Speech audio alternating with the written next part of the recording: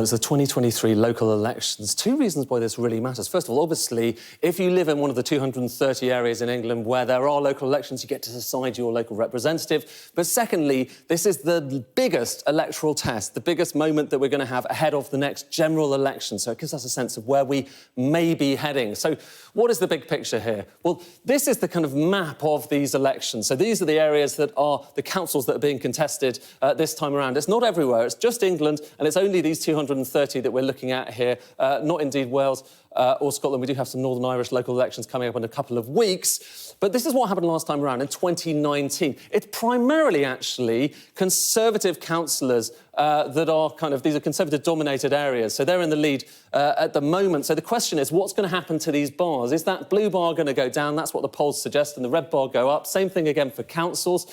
But a good night for Keir Starmer would involve pushing that up, potentially by about 400 seats, maybe even more.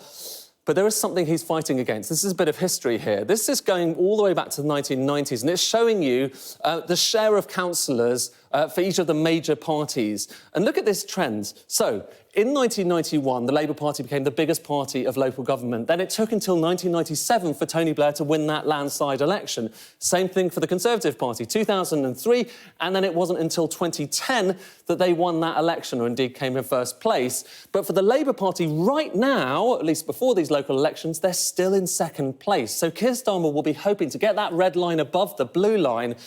But no other leader of the Labour Party, or indeed the Conservative Party, have been able to turn that into an instant general election win. So a bit of an issue facing him there, as is what's happening in places like the Tees Valley. So remember to talk about the red wall, different parts that used to be Labour heartlands, which the Conservatives did better in. Well, here's the Tees Valley here. Look, you can see it's dark grey. That means no overall control. Not long ago, a few years ago, that was all red. So the Tees Valley was all red.